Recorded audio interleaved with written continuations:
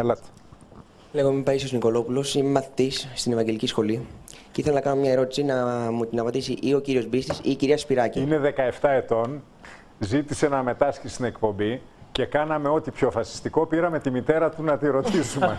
Και μας είπε, διότι είναι ανήλικος, και μας είπε: το γνωρίζω, θέλει να πει τη γνώμη του. Ναι. Και ήρθαν μαζί λοιπόν εδώ να σε δω πώς θα πας σχολείο αύριο. Ολυκιάρχη εκεί να σε δω. Λοιπόν, μια ερώτηση.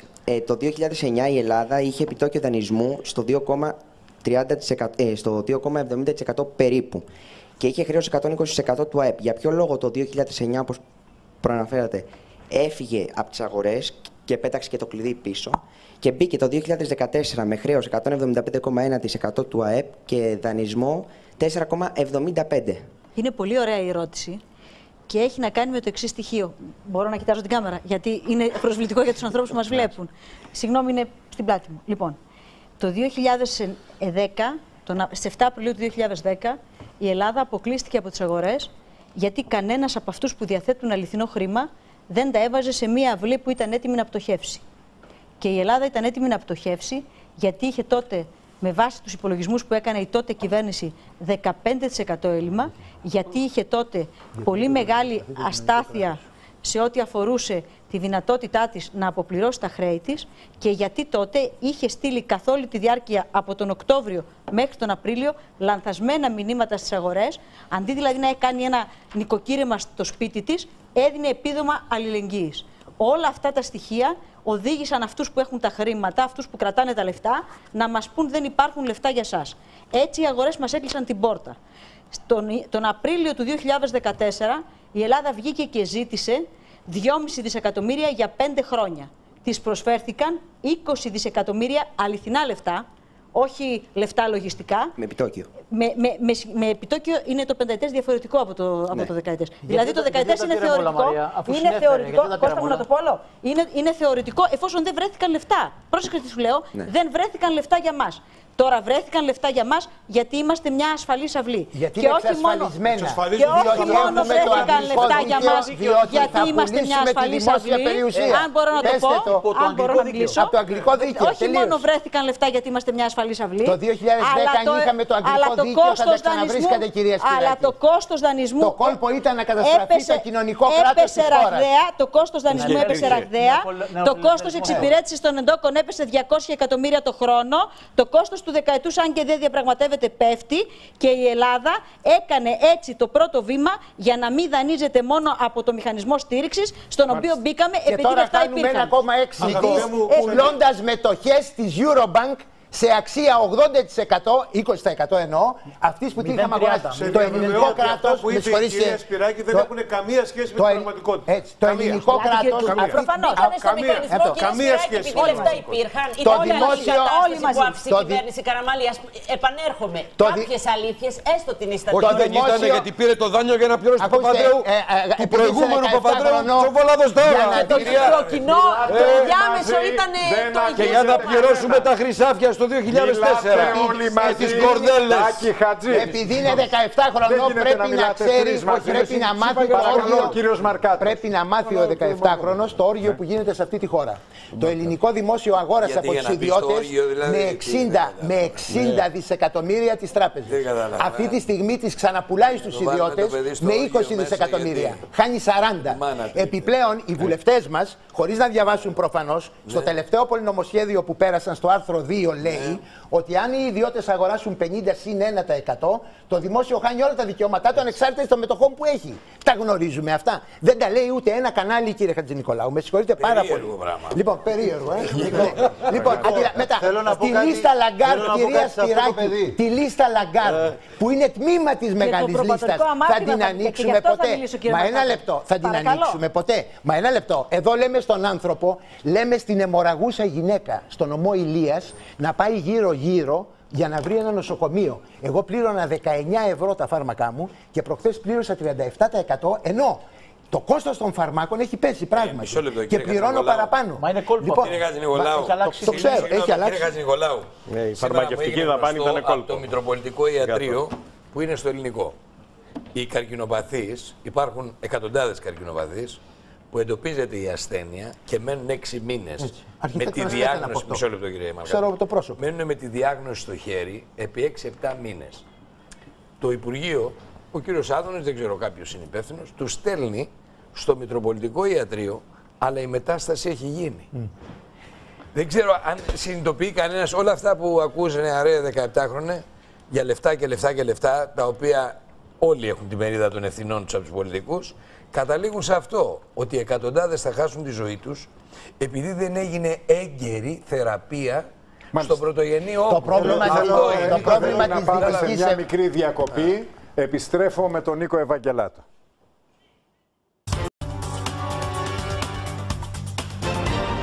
Επιστρέφουμε στην εκπομπή μας και μπαίνουμε στα τελευταία λεπτά. Νίκο Ευαγγελάτο. Μια λίγο διαφορετική οπτική σε αυτό που ακούσαμε από αυτό το 17χρονο παιδί. Επειδή τυχαίνει να έχω ένα γιο 1 χρόνο μεγαλύτερο και ένα γιο 1 χρόνο μικρότερο. Να σκεφτούμε όλοι ότι αυτή η γενιά των παιδιών μεγαλώνει πολύ διαφορετικά και προβληματίζεται πολύ διαφορετικά. Τα νούμερα που ακούσαμε να λέει αυτό το 17χρονο παιδί είναι νούμερα που δεν τα ήξεραν όριμοι άνθρωποι μέχρι πριν από 5 έως 7 χρόνια. Πιστέψτε μου ότι αυτή είναι μια καλύτερη γενιά πολιτών. Και αυτή η καλύτερη γενιά πολιτών θα είναι πολύ πιο αυστηρή στην κρίση της για όλους μας, όλους εμάς που αποτελούμε αυτό που λέμε πολιτικό, δημοσιογραφικό ή όποιο άλλο κατεστημένο.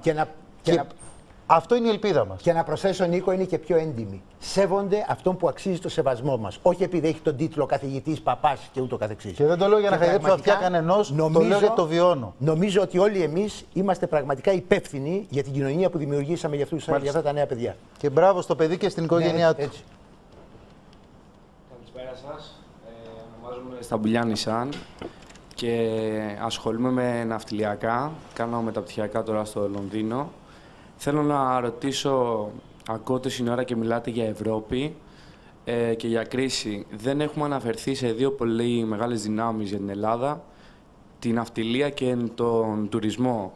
Δηλαδή, για ποιο λόγο η Ελλάδα δεν βοηθάει αυτές τις δύο μεγάλες δυνάμεις που μπορεί να τη βοηθήσει να ξεπεράσει κατά ένα μικρό ποσοστό την κρίση της. Να απαντήσω για το ναυτικό. Για το ναυτικό τουλάχιστον. Να σας πω ότι εμείς κλείνουμε τα ναυπηγεία έχοντας τον πρώτο στόλο στον κόσμο. Τα κλείνουμε διότι η Ευρωπαϊκή Ένωση, και εδώ θεωρώ ότι οι ευρωβουλευτές μας έχουν ευθύνη. Δεν λέει αυτό. Όφυλαν να έχουν. Αυτό λέει. Θα κλείσει. Λέει γιατί δεν τη βοηθάμε. Δεν τη βοηθάμε. Δεν για αυτό που κάνει ματσακόνι στα ναυπηγεία, λέει γιατί.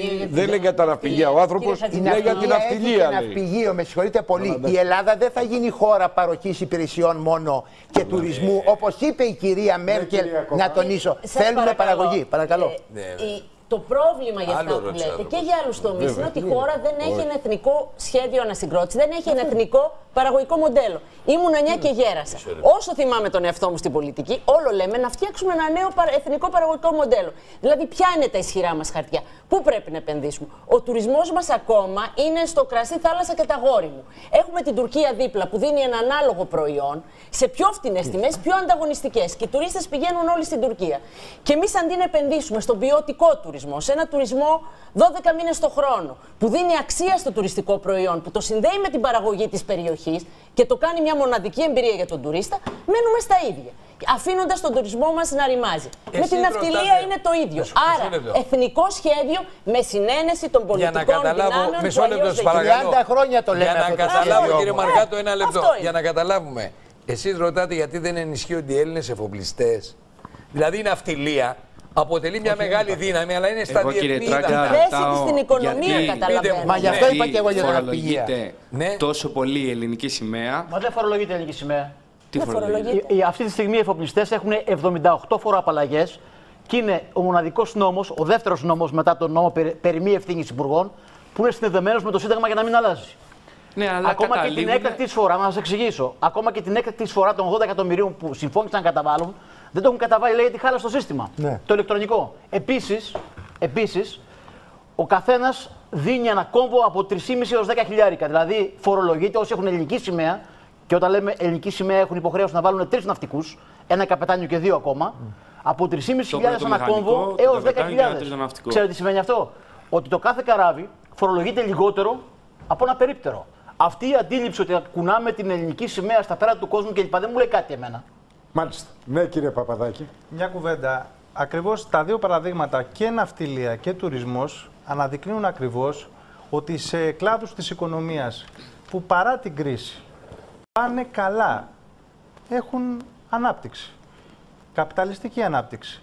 Βλέπουμε το τι αντίκρισμα έχει ο εργαζόμενος ο λαός.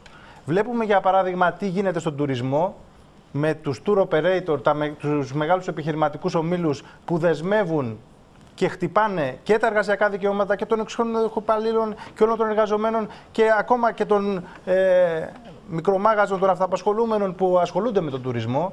Και ακριβώς δείχνει τι είδους ανάπτυξη έρχεται, αυτή η ανάκαμψη που λέμε, τέτοιου είδους ανάκαμψη θα είναι. Δηλαδή, και επίσης μια στιγμή θα φτάσουμε και στον κομμουνισμό. Όχι, μισό λεπτό. Απλά να πούμε και το εξής.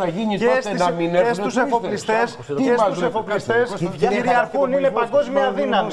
Είναι πρώτη δύναμη παγκόσμια. Και αυτή τη στιγμή δεν υπάρχουν συγκροτημένα δικαιώματα στους ναυτιλιώτες. Την ίδια ώρα δεν μπορείς να πας μέχρι τη Ρόδο γιατί είναι πανάκριβα τα εισιτήρια. Αυτό είναι το αντίκρισμα λοιπόν της καπιταλιστικής ανάπτυξης, της ένταξης στην Ευρωπαϊκή Ένωση. Αυτή είναι η βαρβαρότητα. Αυτό λέμε λοιπόν. Και πρέπει να σπάσουμε λοιπόν δεν πρέπει να γίνουν αυτά. Πρέπει να παλέψουμε. Όχι, απάντησέ μου.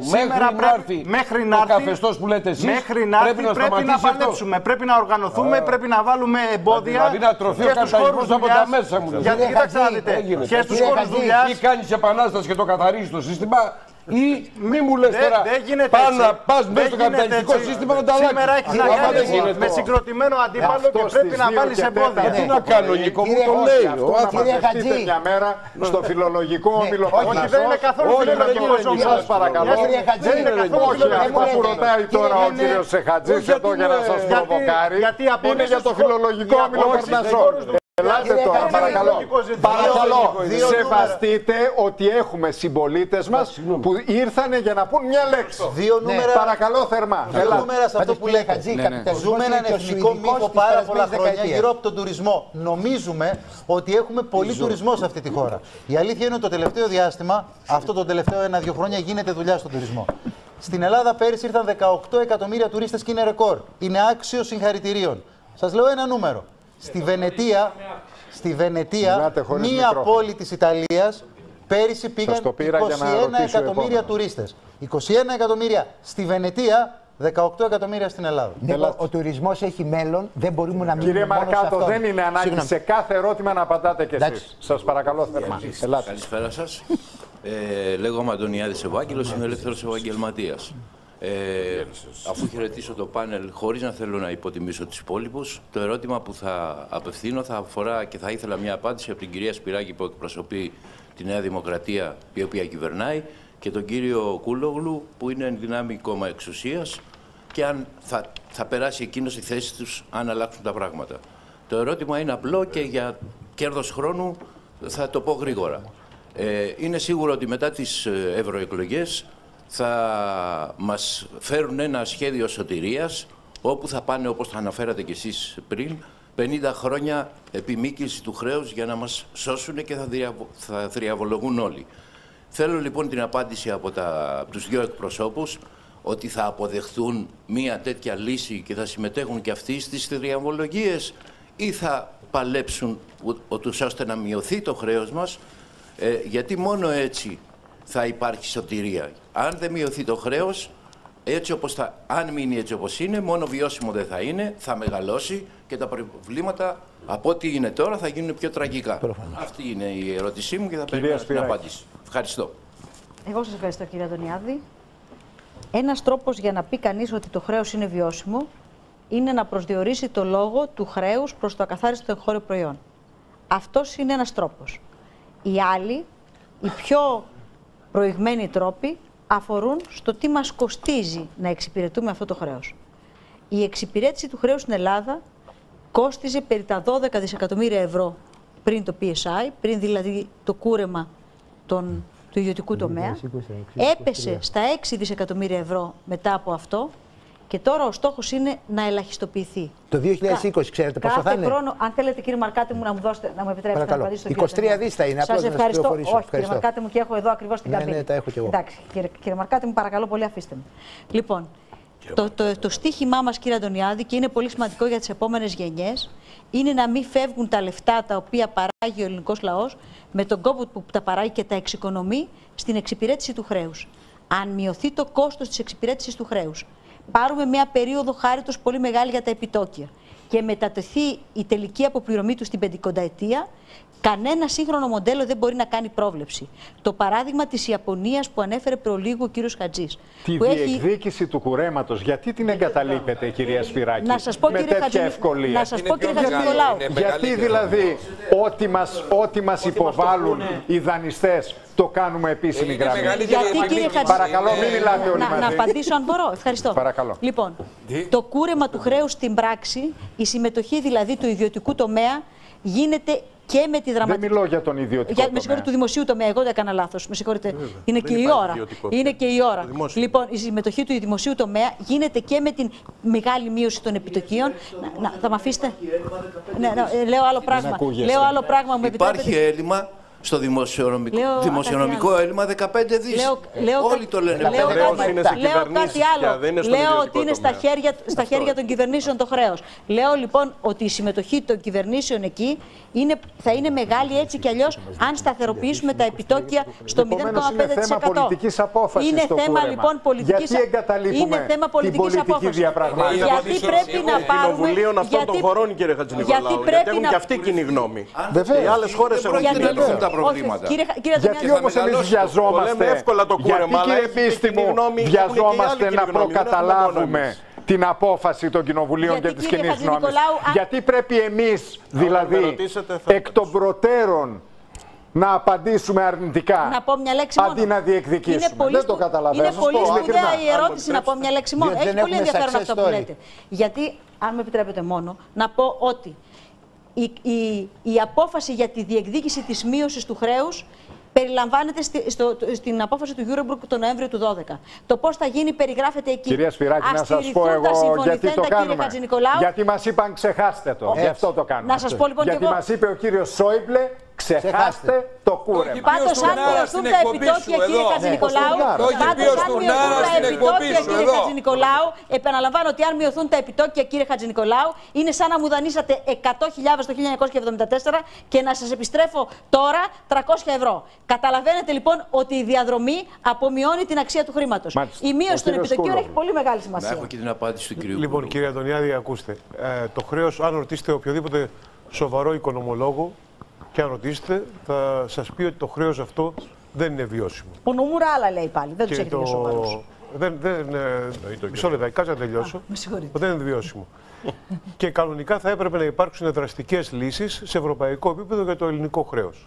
Αυτό το πράγμα δεν το θέλει η Μέρκελ. Και δεν το θέλει η Μέρκελ διότι θα πρέπει να πει στους Γερμανούς φορολογούμενους ότι θα χάσουν, το γερμανικό κράτος θα χάσει ένα μέρος των χρημάτων. Μιλάτε χωρίς μικρόφωνο, σας παρακαλώ, δεν έχει εφευρεθεί. Με ενδιαφέρει ο ΣΥΡΙΖΑ όταν θα έρθει στην εξουσία με το καλό, τι θα κάνει? Θα επιδιώξει κούρεμα του χρέους ή θα αποδεχθεί το σχέδιο σωτηρίας των δανειστών? Όχι, τίποτα δεν εννοείται. Σας παρακαλούμε να μας τα λέτε με σαφήνεια. Τα εννοείτε, αφήστε τα. Μα εννοείται με την έννοια ότι είναι επίσημη θέση του ΣΥΡΙΖΑ. Δεν υπάρχει. Και όχι μόνο επίσημη θέση, αλλά έχουμε πει, και τώρα εντάξει θα ακούσετε να δείτε. Έχουμε πει ότι θα πρέπει να υπάρξει και μια διεθνής διάσκεψη στα πρότυπα της διάσκεψης που έγινε το 1953, το οποία χάρισε τα πολλά χρέη στη Γερμανία. Αντίστοιχη θα υπάρξει μια λύση για την Ελλάδα, γιατί διαφορετικά το χρέος δεν είναι βιώσιμο. Αυτά τα μέτρα επιμήκυσης και τα λοιπά του χρέους θα κερδίσει από αυτά η Ελλάδα σε 50 χρόνια. Σε 50 χρόνια 18 δις. Με αυτά τα 18 δις τα έχουμε χάσει. Πληρώνουμε πολύ παραπάνω. Αν δεν δεχτεί η Ευρώπη το κούρεμα, τι θα γίνει? Αν δεν το δεχτεί η Μέρκελ και ο Σόιμπλε, τι θα κάνετε σαν κυβέρνηση? Αν δεν το δεχτεί. Το έχει πει ο Δραγασάκης, ρε παιδί μου, θα εκτιμήσουν από κοινού την κατάσταση. Θα σταματήσει τις πληρωμές και κανένας δεν θέλει να χάσει 320 δις που τους χρωστάμε. Ρε παιδί μου, αυτό έχουν πει. Τα λέω στα δάκρυα. Πτωχεύσαμε ήδη. Κυρία Σπυράκη, πτωχεύσαμε. Όταν κόψατε 30. Μιλάτε πάλι όλοι μαζί. Στον κύριο Κούλο. Μα επιμένετε ότι δεν πτωχεύσαμε. Γίνεται κυβέρνηση και σας πει η Μέρκελ, για την οποία μνημονεύσατε πολλές φορές απόψε, Δεν γίνεται, παιδί μου, θα του πει. Τέλος. Έτσι θα πάει το πράγμα. Τι θα κάνει, θα πει αντίο ευρώ, θα πει αντίο Ευρωπαϊκή Ένωση. Κάτσε ρε Γιώργο, ενίσταξε με τον Δραγασάκη. Θα χάσεις 320 δις. Αυτό υπάρχουν πάρα πολλοί που νομίζω θέλουν να μπουν στο ΣΥΡΙΖΑ και καπατάνε εκ μέρους στο ΣΥΡΙΖΑ. Βλέπω τον κύριο Μαρκάτο έτοιμο. Ο Μαρκάτος σε απαντάει εκ μέρους του ΣΥΡΙΖΑ. Αυτό πρέπει να το προσέξετε. Καλοδεχούμενο. Σας παρακαλώ, δεν είναι ωραίο αυτό που κάνετε. Καλοδεχούμενη όλη η διεύρυνση. Εάν η γερμανική πολιτική δεν αλλάξει απέναντι στην Ελλάδα και απέναντι στην Ευρωζώνη, δεν θα υπάρχει σε λίγο Ευρωζώνη και θα καταστραφεί και η Ελλάδα. Τελείωσε. Έτσι τίθεται. Ναι, αν μας πει. Όχι, κύριε Μπίστη, δεν θα πείτε. Αν μας πει λοιπόν όχι, πάει να πει ότι αρνείται τα αναγκαία μέτρα διάσωσης, όχι μόνο της Ελλάδας αλλά και της Ευρωζώνης. Άρα θα μιλάμε για ένα τελείως διαφορετικό σενάριο. Εμείς θα φύγουμε από το ευρώ, μου λέτε. Εμείς σε κάθε περίπτωση. Πέστε το αυτό, μη μου λέτε άλλο. Σε κάθε περίπτωση. Μα με ένα μισό λεπτό να τελειώσω. Μα συνέχεια δεν με ενδιαφέρει να μιλήσω. Θα φύγουμε από το ευρώ, ναι ή όχι. Εμείς σε κάθε περίπτωση. Εμείς σε κάθε περίπτωση αυτό που θα κάνουμε είναι θα διαπραγματευτούμε πολύ σκληρά αυτό που δεν διαπραγματεύτηκε καμία κυβέρνηση μέχρι τώρα. Γιατί οι κυβερνήσεις μέχρι τώρα κάνουν αυτό ακριβώς που τους λέει η Μέρκελ. Λοιπόν, πήγε η Κύπρος να διαπραγματευτεί και σε 3 μέρες. Θα σας κάνω μία πρόβλεψη. Πρώτον, αυτό δεν θα κυβερνήσετε. Γιατί ξέρετε γιατί δεν κυβερνήσετε. Γιατί αυτά τα οποία λέτε δεν πείσουν κανέναν. Όχι. Δεύτερο. Εάν συμβεί αυτό που θα κάνετε είναι αυτό που σας λένε οι 2-3 μετριοπαθείς άνθρωποι, οι οποίοι σκέφτονται ότι μπορεί να βρεθούν στο Υπουργείο Οικονομικών. Κανείς δεν λέει πια ότι θα ασκήσει το μνημόνιο. Η εμπειρία της Κύπρου, όπου πήγε να κάνει αυτά τα οποία λέτε μέσα σε 3 μέρες. Ότι το έσκησε η ίδια. Και θέλω να σας πω και κάτι άλλο.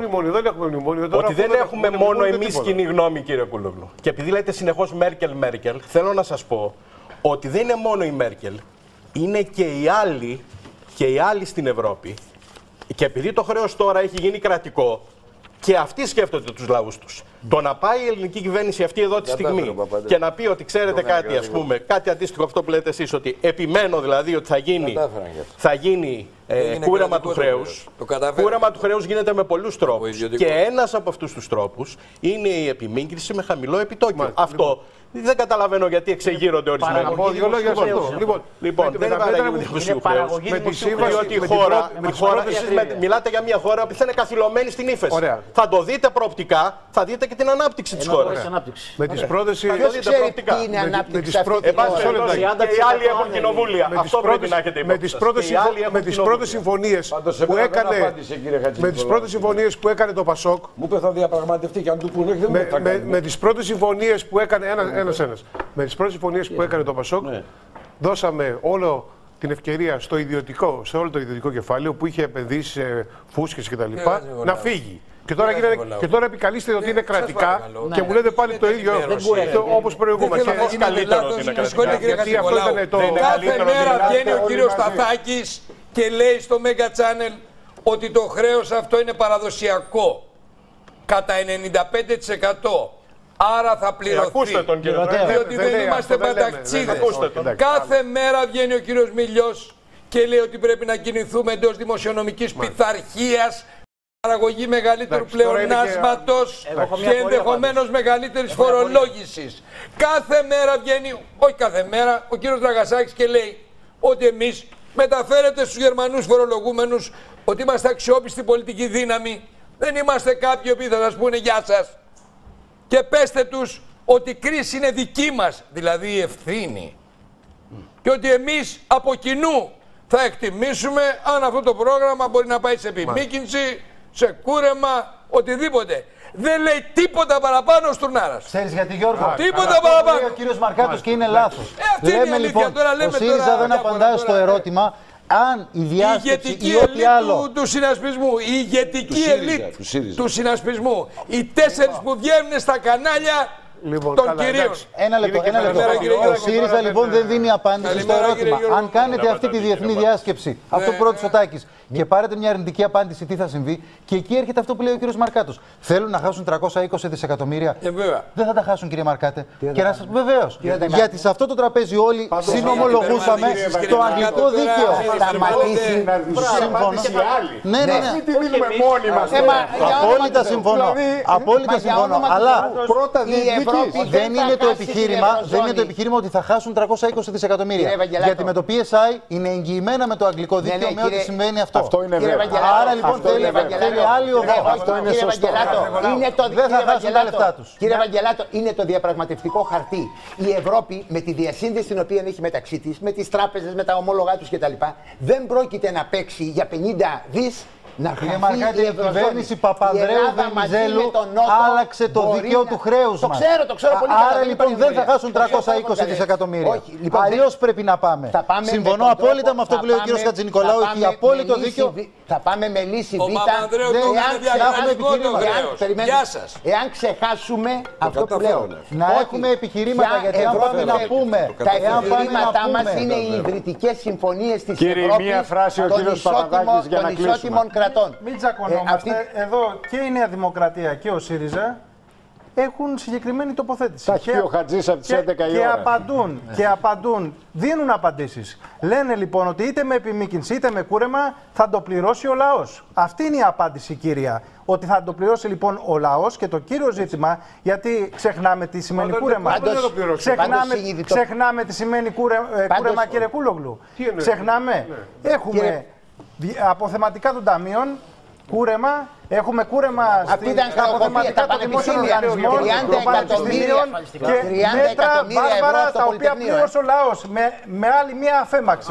Λοιπόν, και το κούρεμα και η επιμήκυνση που λέει η Νέα Δημοκρατία είναι από την ίδια ιστορία, που λένε ότι θα το πληρώσει ο λαός, και οι βιομήχανοι και επιχειρηματίες που τον δημιούργησαν το χρέος θα την κάνουν. Κύριε Παπαδάκη, παρακαλώ. Ο βουλευτής ο κύριος Νικολόπουλος είπε προχθές στο Σταρ μια εμπειρία με το Υπουργικό Συμβούλιο ότι ο Σαμαράς του έλεγε στα 4, και άμα δεν ξέρετε, ρωτήστε τον κύριο Βούτση. Εγώ δεν ξέρω αν το έκανε αυτό ο κύριος Σαμαράς. Ξέρω όμως ότι δόθηκε μια τρομερή ευκαιρία. Η κυρία Λαγκάρτ είπε στον κύριο Στουρνάρα να πάμε για ένα κούρεμα γύρω στα 80 με 100 δις. Και ο κύριος Στουρνάρας το είπε, νομίζω και σε σένα ο κύριος Στουρνάρας, το είπε και στο Financial Times. Αντί να πάει και να πει βάζουμε αυτή τη θέση και ελάτε να πάρετε θέση οι υπόλοιποι, πήγε και το κάρφο στο Σόιμπλε. Και ο Σόιμπλε του είπε forget it, Giannis. Η δεύτερη υπόθεση ήταν όταν η Κεντρική Ευρωπαϊκή Τράπεζα μάζεψε 80 δισεκατομμύρια σε ομόλογα από τις περιφερειακές κεντρικές τράπεζες. Τότε λοιπόν τα πήρε, τα αγόρασε, ήταν 80 δισεκατομμύρια, τα αγόρασε γύρω στα 45 δις. Γιατί τα πήρε την ελεύθερη αγορά, δεν τα πήρε σε πραγματική τιμή. Αντί λοιπόν να μας τα δώσει εμάς, να τα αποπληρώσουμε, μας τα δάνεισε εμάς στην πραγματική τους τιμή, στα 80 δισεκατομμύρια, με τον τόκο που πληρώνουμε, και αυτό το λέμε σωτηρία της χώρας και ευρωπαϊκή αλληλεγγύη και ενδιαφέρον της Ευρώπης, απέναντι στο οποίο δεν πάμε να σταθούμε, δεν ξέρω αν είπε στα 4, αλλά στα 2 να σταθούμε και να πούμε ότι αν χάσουμε εμείς, κινδυνεύεται με πάνω από 320, ήταν νέα 3, τώρα είναι πάνω από 320 δισεκατομμύρια, και να δούμε ποιοι θα είναι οι συσχετισμοί, γιατί δεν είναι μόνο η Ελλάδα, είναι και άλλες χώρες. Και να φανταστείτε ότι κανείς στην Ευρώπη δεν μας λέει για success. Η πρόταση να πτωχεύσουμε θα παρακαλούσα να διατυπωθεί ευθαρσώς. Να πούμε δηλαδή εδώ ποιοι πιστεύουν ότι μπορούμε, εφόσον αρνηθούν. Αυτή λέτε ότι είναι η πρόταση του ΣΥΡΙΖΑ. Η πρόταση λοιπόν να πτωχεύσουμε, να πούμε ότι. Τι θα πει αυτό, τι σημαίνει αυτό, κυρία Σπυράκη, πτωχεύσαμε. Είναι αυτό το πολύ ωραίο που έκανε η Αργεντινή, και μερικά χρόνια μετά, δηλαδή περισσότερο μια δεκαετία, βάζει το πλοίο της σε ένα λιμάνι και έρχεται ο πιστωτής και λέει δεν μπορείς να πας πουθενά. Κυρία Σπυράκη, το PSI τι ήταν, για σας το PSI τι ήταν, κυρία Σπυράκη? Δεν θα έχουμε πετρέλαιο, εδώ τώρα έχουμε. Βάλτε στόχους για το χρέος. Κυρία Σπυράκη. Κύριε Μαρκάλο, μπορείτε να συνεχίσετε, εγώ να πω καληνύχτα μισό λεπτό. Κυρία Σπυράκη, καλή σας νύχτα, ευχαριστούμε, καλό ξημέρωμα. Καλή σας νύχτα.